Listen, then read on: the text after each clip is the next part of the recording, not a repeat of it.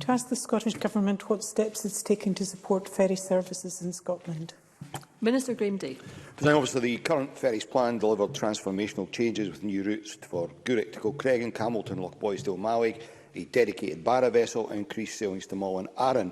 The planned investment of £580 million will improve Scotland's ferry infrastructure, the procurement of new Iowa vessels, the purchase of the MV Loch Freesa, as work continues as the small vessel replacement programme for new vessels and for Dunoon, Kilcreggan, Mull and South Uist, and freighters for Orkney and Shetland moves forward.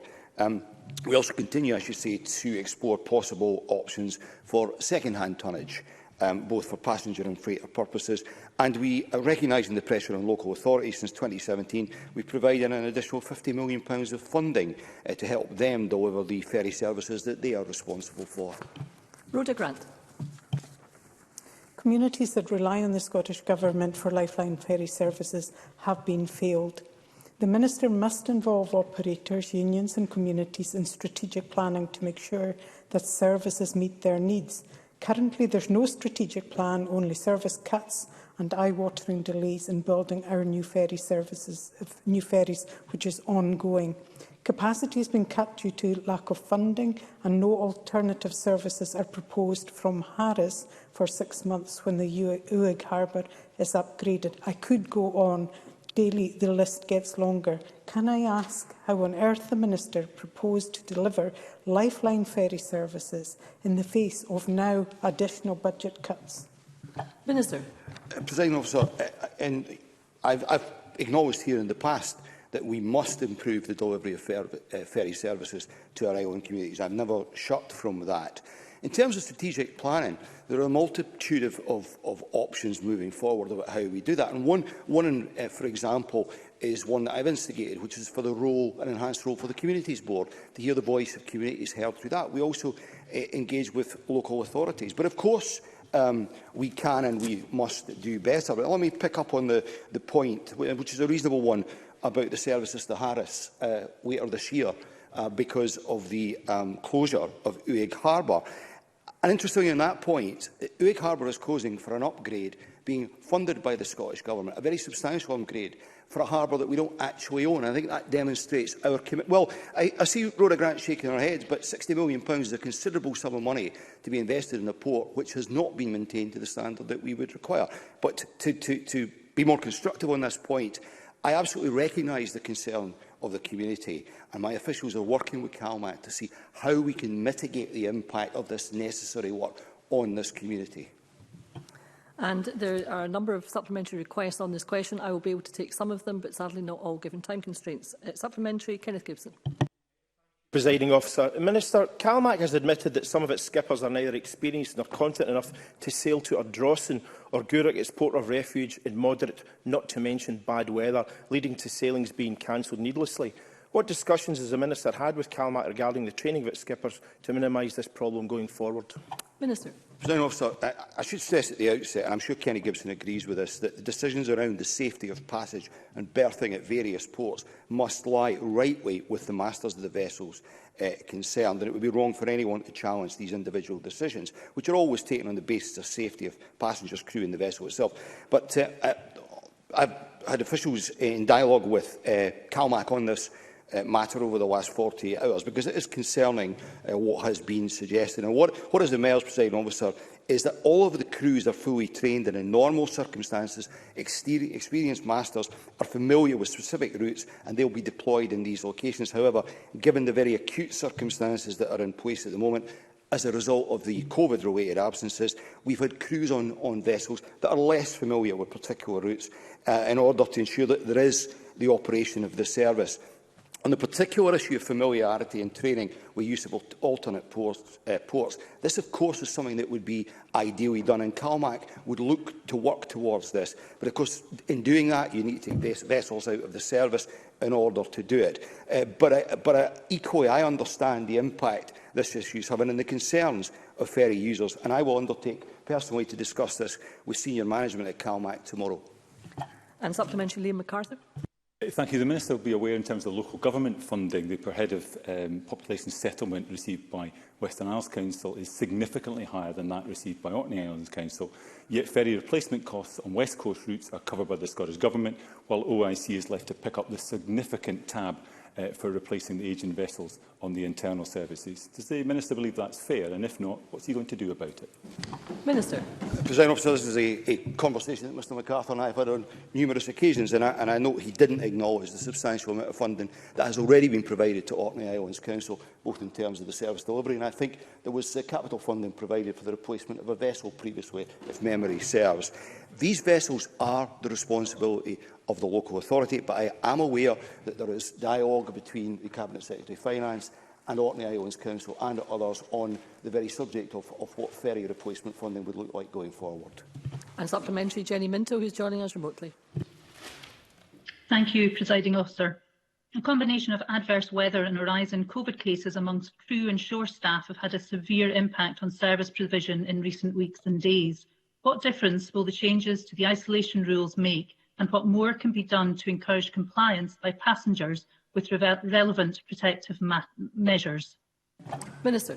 President Officer, the Transport Scotland continues to engage daily with CalMac on the impacts to services and to monitor this as we move forward. The reduced isolation period does already appear to be providing some relief to the pressures being faced, although of course there always remains the risk of disruption due to further infections of crew and staff. And let me place on record my appreciation of the work of the crew and staff throughout the pandemic, both on the West Coast and in the Northern Isles. As restrictions are eased, the emphasis will continue to be on personal responsibility, good practice and informed judgment. And I would encourage everyone using our ferries to ask themselves if the journeys they are considering on ferry routes are necessary at this time in order that we best protect services and ensure space remains available, particularly for our island communities. Question number 4, Paul Sweeney, who is joining us remotely. To ask the Scottish Government when it next plans to revise the conditions of eligibility for the Bus Service Operators Grant. Minister. Obviously, the Bus Service Operators Grant is currently suspended, and other than in exceptional circumstances. Emergency COVID-19 support grants are in place to support operators to maintain services. We are monitoring passenger numbers closely and developing options for future financial support for bus services, taking account of the continuing impact of the pandemic. Paul Sweeney. I thank the Minister for that response, and indeed it is clear that the Bus Service Operators Grant was no longer fit for purpose. So when looking to the future, can we look at alternative ways of doing this, such as looking at the provisions in the 2019 Transport Act powers for local authorities to regulate private providers to regional franchises and invest in publicly owned and accountable bus companies? Because previously we've seen operators provided with financial support, but they continue to withdraw and extract and reduce bus services from communities across Glasgow and Scotland. Minister. President Officer, in terms of some of the concerns he's expressed and I think his aspirations, I am not a million miles away from the views of the member. Insofar as it is imperative moving forward that the bus provision that we have in this country is tailored to meet the needs and the requirements of our communities and bus users. That must be the priority. And I know Mr Sweeney has a real interest in this issue, and I'd be more than happy to meet with him and discuss this matter further. And supplementary, Bill Kidd. Thank you, Presiding Officer. What impact does the Minister think that the provision of free travel for all under-22s in Scotland might have on bus services, incomes for the bus companies and their viability? Minister. President Officer, we're in a state of flux at the moment, there's no doubt about that.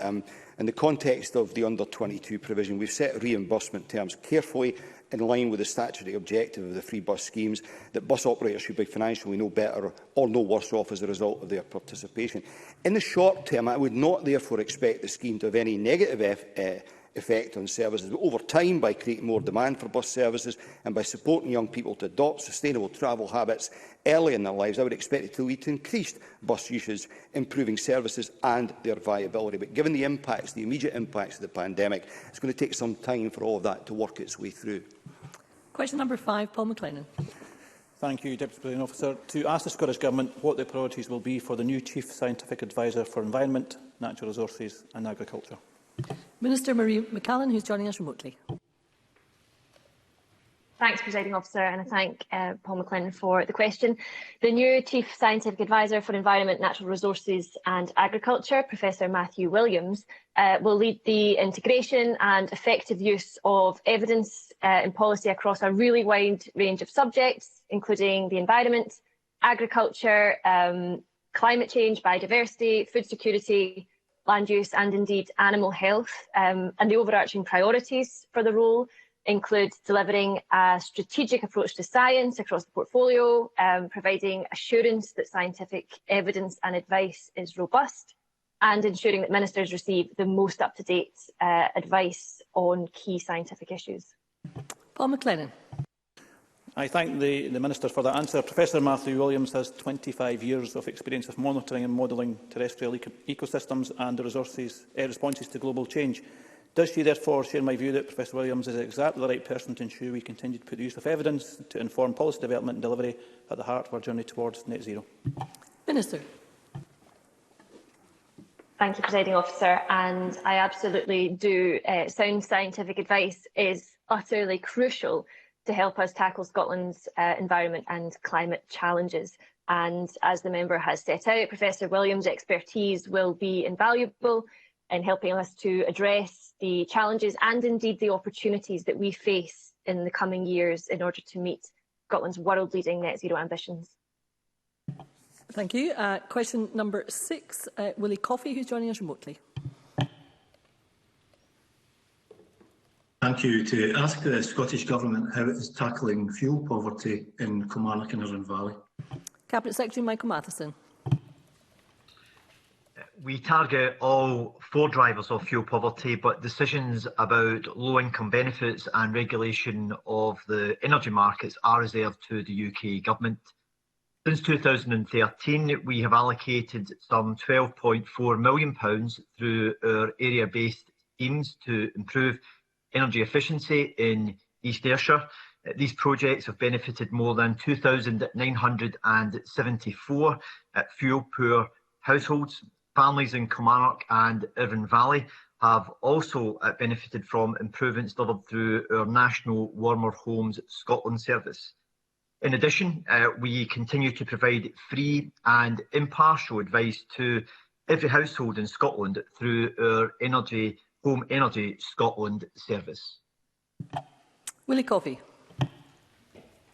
And I thank the Cabinet Secretary for that answer. Scotland is an energy-rich nation, yet nearly a quarter of all our households are still living in fuel poverty. Scottish Government initiatives are extremely important in helping us drive fuel poverty down, but does the Cabinet Secretary agree that energy price hikes, raising the fuel price cap and continuing to charge VAT will have a severe impact, particularly on the poorest in Scotland? And what can the Scottish Government do to press the UK Government to intervene in these matters before thousands more households in Scotland fall further into fuel poverty? Cabinet Secretary. Presiding Officer, Mr Coffey makes a very good case about the increasing pressure that households are facing as a result of the financial pressures which are experiencing, including through the very significant increase we've seen in energy prices.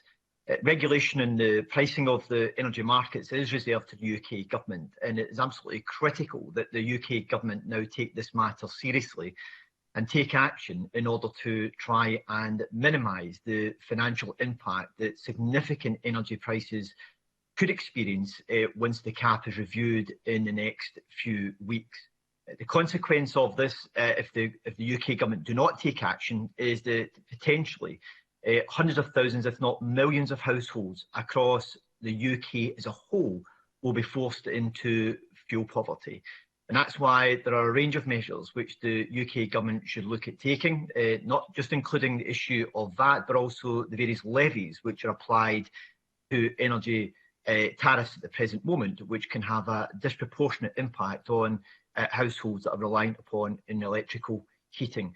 The UK Government now need to act, and both myself and Shona Robison have made representations to the UK Government on this matter, and we are seeking a meeting with them at an early date in order to explore what further measures they are prepared to take in order to try and address what is a household financial crisis which has been fuelled by the ever-increasing costs of energy prices.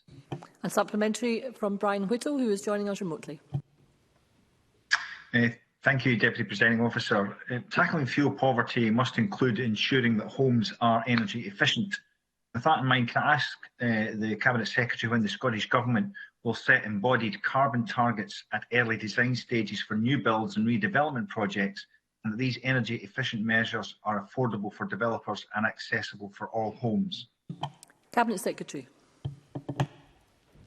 Well, the member will be aware that at the end of last year we published our strategy for buildings, heating buildings, and to make sure that we were taking forward the right measures in order to reduce fuel poverty, but also to improve insulation of properties which are being retrofitted. Alongside that, we are also looking at whether the existing building regulations need to be amended further in order to ensure greater fuel efficiency going forward. And all of that is part of our wider work in order to make sure that we meet our 2030 75% net zero target and our 2045 net zero target as well. So these are all issues which we're continuing to look at in order to make sure that residential premises in particular are increasingly fuel efficient, and that we do so in a way that helps to reduce fuel poverty. Question number 7, Alistair Allen, who's joining us remotely. To ask the Scottish Government what work is being undertaken to change electricity levy schemes in order to tackle fuel poverty in rural and island areas of the north of Scotland. Cabinet Secretary. The legal powers to regulate the energy markets and to set associated levies are reserved to the UK Government, and we have called on them to take action to protect energy consumers against the significant increases that are expected in retail prices in the coming months. We must see a review of the energy levies for social and environmental obligations as set out in our own heat in building strategy, as we also set out in our fuel poverty strategy, and also are a key ask that the Scottish Government has made of the UK Government through our own representations. I would certainly want to encourage anyone who is facing high energy bills to contact Home Energy Scotland for advice on how they can reduce their fuel costs. Alistair Allen. I thank the Cabinet Secretary for that reply. The north of Scotland is a region rich in green energy and also has twice the Scottish levels of extreme fuel poverty. As the Cabinet Secretary has recognised, I think the part of that problem is the unfair and archaic transmission charges set by the UK Government, which in effect charge consumers by how far they are from the south. In Scotland, there is a significantly higher distribution cost levy per unit for customers in the north of Scotland than in the south. So will the Scottish Government continue now to lobby to get rid of that once and for all? Cabinet Secretary. Officer, Mr Allen makes a very good point, and he represents a constituency where there are greater levels of fuel poverty, which is exacerbated by some of the environmental and social obligation costs which are applied to energy bills, which end up causing a premium to be set for some customers making greater use, particularly of electricity-based heating. That's why the Scottish Government will continue to make representations to the UK Government on this matter and the need to take urgent action to address this issue, because a failure to do so will simply cause more households to fall into fuel poverty. And that's why it is essential that the UK Government take urgent action on this issue before the review of the fuel price cap is completed and implemented in the months ahead. A supplementary, Liam Kerr. The Cabinet Secretary is very quick to blame the UK Government, yet fails to mention that by removing subsidy for LPG heating systems through its Warmer Homes Scotland scheme, the Scottish Government is forcing electric-only heating solutions onto fuel-poor, off-grid households when they may not be appropriate or what the consumer needs. So will the Cabinet Secretary consider reinstating support for heating technology such as LPG, which have a clear transition to renewable bio-LPG, in order to give fuel-poor households meaningful choice? Cabinet Secretary. The way to address this particular issue, Presiding Officer, is to deal with the unnecessary levies which are being applied to electricity costs, which are being imposed by the UK government and through Ofgem in order to reduce the cost of electricity, rather than continuing to sustain forms of energy technology which are not compatible with their net zero objectives. This requires a significant approach to changing the way in which energy is provided in this country, and to simply try and tinker with this issue in the way in which I think Liam Kerr would suggest is the way in which to try and address it, is not going to address fuel poverty significantly, because the regulation of the present market is not working effectively and is not working in consumers' interests. And that's why the UK government need to get serious about this matter and start to take action before households find that their energy costs by the course of the next coming few months start to almost increasing by 50% if the fuel price cap is lifted to the levels that it is expected to go. It's essential that the UK government step in and deal with this issue. If they do not do so, they will potentially send millions of households into fuel poverty as a result of their inaction and failure to regulate the energy markets properly. Question number 8, Sarah Boyack. To ask the Scottish Government what steps it is taking to ensure that public transport is accessible to disabled people. Minister. People with disabilities should be able to travel with the same freedom, choice, dignity and opportunity as other citizens. And that's why the 10-year accessible travel framework was created in 2016. It identifies 48 issues through discussions with disabled people and organisations that represent them. The Government continues to work closely with transport providers and disabled people's organisations to address those issues through a series of annual delivery plans. Sarah Boyack.